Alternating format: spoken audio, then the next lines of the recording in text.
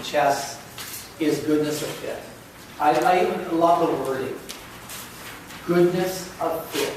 It sounds positive, it sounds nurturing, it sounds beneficial to everybody. And so what is the goodness of fit? And how do I, as a parent, find that goodness of fit? I have 5 children. All have different temperament styles. And I make lots of mistakes still around temperament, because I come from my own temperament. And you have to think. You have to think, stop for a moment and say, where am I? So I have one son, and he's easily frustrated, ramps up pretty fast. And he needs to be left alone. And when he's alone, he calms down. And all that I do as a helpful dad, saying, well, Nicky, you know, it's not the end of the world. Ramps him up. You know, Nicky, other people have a lot worse than you. Ramps him up. Right? And every once in a while I forget, and I do that. So one time, he's had a really bad day at work. I was in Ottawa, he's coming home. This was about 5 years ago. I'm driving home with him. And he says, oh, that effing job, you know, they're on my back, and they're doing this and doing that, and I hate it, blah, blah, blah. I say, well, Nicky, you should be glad you have a job. You don't know what I'm going through. Well, Nicky, you know, I've been through, and then, okay, what am I doing, right? What am I doing? This is Nicky, not Natasha. It was Natasha. We can have this rational conversation, right? And she would soothe, and she would listen, and she would respond, and then it all goes fine. But not Nicky. So, I'm trying to... Don't be helpful! Don't do the thing! So, 15 minutes later, he says, you know, Dad, at least I have a job.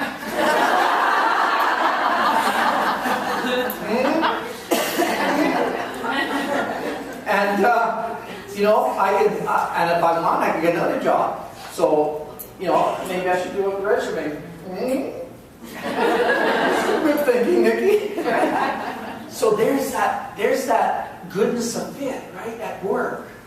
And it's so easy for us to respond in a natural way from our own temperament style, or from the temperament style that we wish our child had, right? As opposed to thinking about what they're going through. My other daughter, Lena, she needs to vent. She's a venter. And if I interrupt her from her venting, she ramps up, right? So she called the other day, I have this assignment, and I got to do it, and I don't know why. And not thinking goodness of it. When did you get that assignment? 2 weeks ago. But you don't know how busy I've been. No. Now I'm the bad guy, right? Okay, it's Lena. It's Lena. Just listen. Just listen. And she goes, and guess what? 20 minutes of rambling. I says, Dad, thanks for listening to me. I feel better now.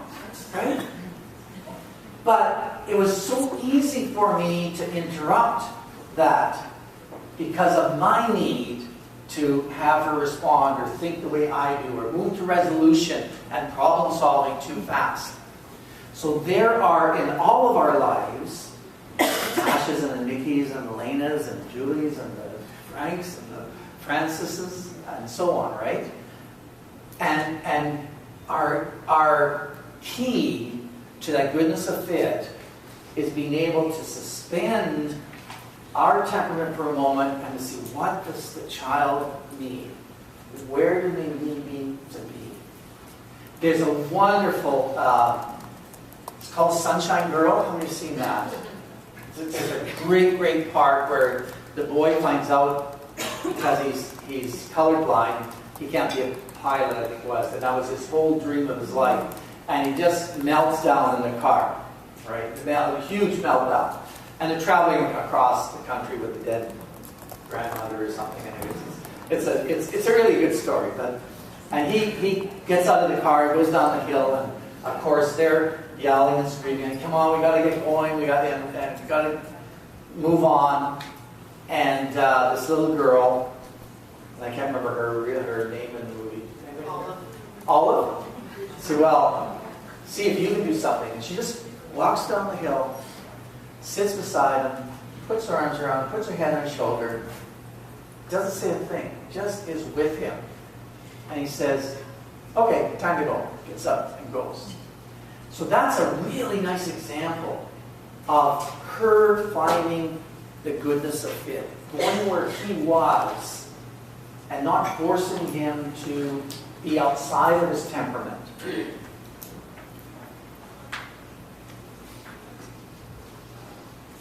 Now we also call it tuning in. Tuning into your child. So I sometimes will use that language. Goodness of fit, be in tune. So sometimes the metaphor is that if you have a radio station and it's just not quite on the station, parent, what do you hear? Right? And if I can tune the right way and tune the radio to fit the sound so I can hear what's going on and pay attention to what's going on, then that sound will be pure. And so tuning into your child is kind of getting rid of the response to the static, and the frustration around the static is what stops us as caregivers, as parents, of doing the right thing.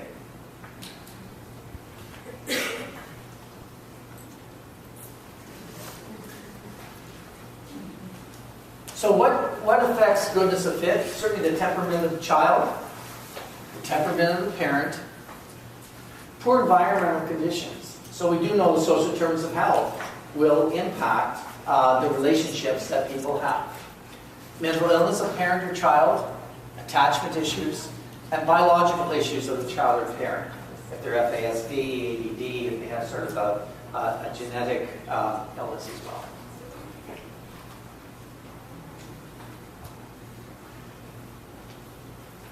So let's look at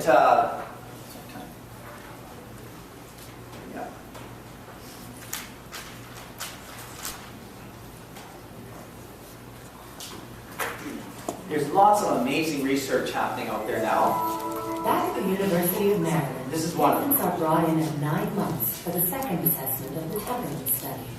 This time, researchers want to measure the emotions of anger, joy, and fear, all aspects of temperament. First, Jack is allowed to play with a colorful toy. Then a transparent barrier is put between him and the object of his desire. He sees the toy, but can't reach it.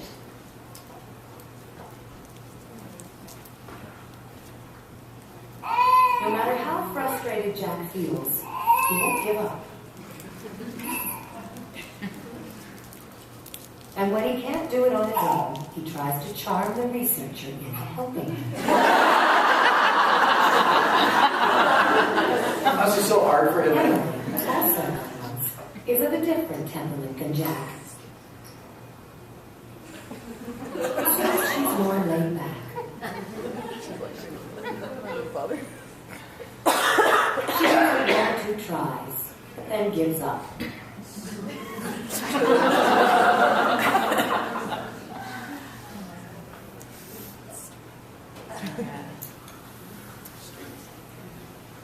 So, and even he tries moving the toy, doesn't take any interest. So his child withdraws from the challenge of frustration.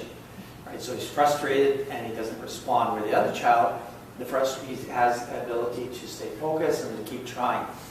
And to try and engage different strategies to try and get his goal achieved. There's other research that's been taking place on facial cues. So this is really interesting because it reminds me of, let's get it up now. The emotional journey of the baby human begins in the early... We have a walking clinic in our agency. And the number one, in fact, it's probably the number one mental health issue across North America right now is anxiety. Anxiety. So about 75% of cases walking in are anxiety. My child is anxious. Won't go to school, won't go to sleep, separation anxiety, phobia, whatever it is. What's interesting is that by the time we finish the session, or about halfway through, in probably 30 anxiety cases I've done where the child is 3, 5, 7, 10, 12, what's uncovered is the parent, one of the parents, sometimes both parents, are actually more anxious than the child. They didn't come in for that. They didn't even recognize that. They just want to help their child. And when we start to process things like, so he's going to school, can you break down what that's like?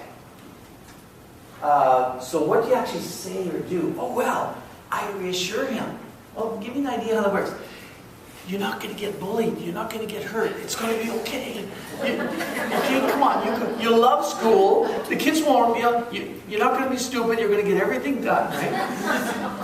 Okay, interesting. Had another parent who their child was moving in a temper tantrum, severe temper tantrums, and the child had one in the weight room, and the child was 3.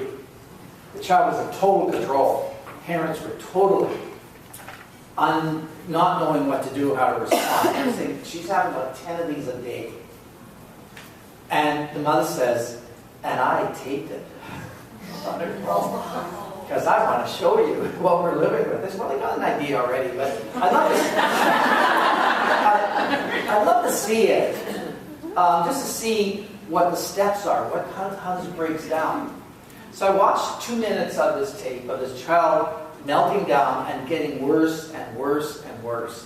And I said to Mom, can you tell me, Dad was there too, can you tell me about how many times, I watched 2 minutes of it, how many times do you think you said no to her in 2 minutes? She said, probably once. I said, would you believe 14 times? No. She said, let's watch it. She was dumbfounded. And every time she said no, guess what happened? No, right? And we talked about having a different response. Rather than say no and say, I love you, and when you calm down, we're going to do this. And 10 seconds later, say, I love you, when you calm down. Mom calls a week later, she says she has no more temper tantrums. Isn't that amazing? Now, what this next research is about is the facial cues that are probably temperamentally based that parents give to kids that can ramp them up or ramp them down. So I'll just show you this. Emotions of surprise, frustration, joy, anger, and fear. Gradually they learn to recognize emotions in others. But babies come into the world with their own unique temperament. And it is this temperament that governs the way they deal with and express their emotions.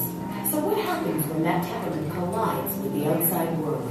18-month Bronwyn is happily playing with her toys until her mother tells her it's time for a snack.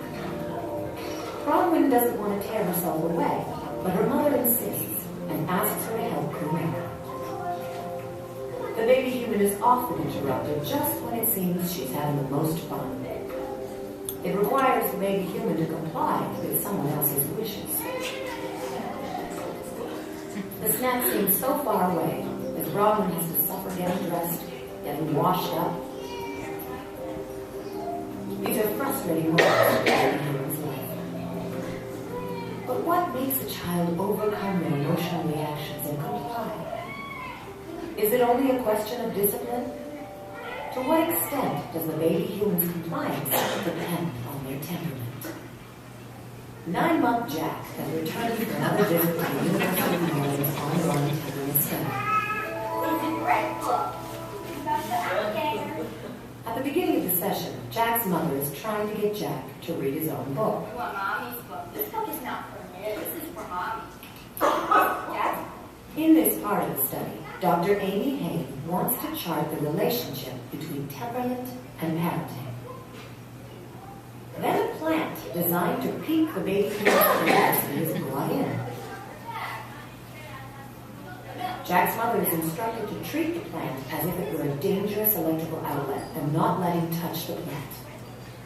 Because of his intense temperament, Jack finds it impossible to restrain himself, despite his mother's repeated requests. Did you read your book? Look at the alligator and the turtle. Wild alligators and turtles can't keep Jack away from the plant.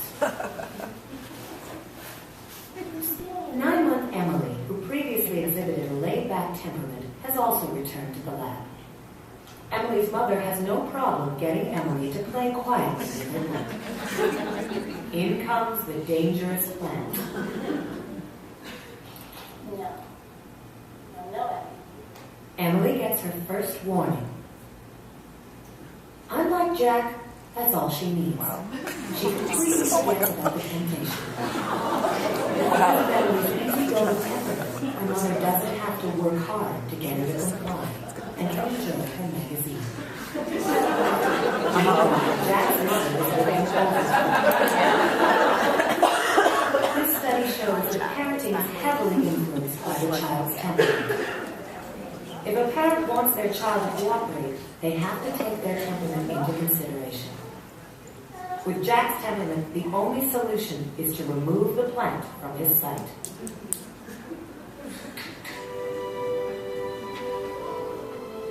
There is a perpetual emotional dance between parent and child. Even though the baby human reacts to the world according to their temperament, these reactions aren't necessarily permanent. They can be patiently modified by an understanding parent. How the parent responds to the baby human's calls for attention, the way they encourage and prohibit, all contribute to shaping the baby human's emotional response to the world. There's a little bit more. You can check out the rest of it yourself. So isn't that interesting? And how often, that plant is a really good example of thinking about strategy, right? They give you the best strategy. How many parents have something there, don't touch, don't touch, don't touch, don't touch, right? 5,000 times. Why not just take it away, put it away, right? And I didn't even think of that. How many of you have parents that their kids watch a lot of videos? And they say, I can't stop them. I don't know what to do.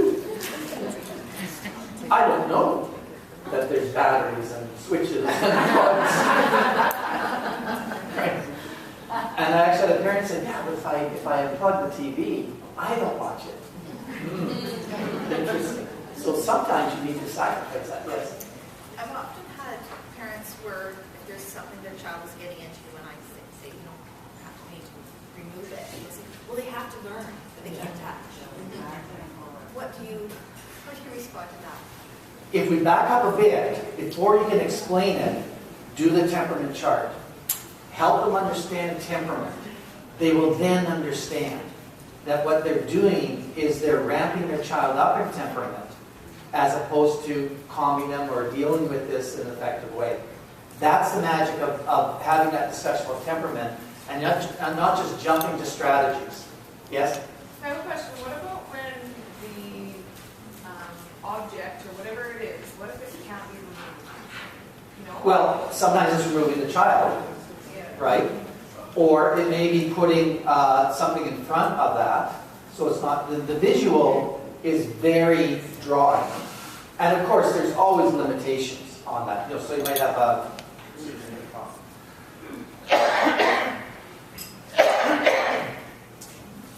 on the pneumonia, but anyway, if you have a goal, if you have a fish bowl, right, and they're pushing at it, that's going to be hard to move out.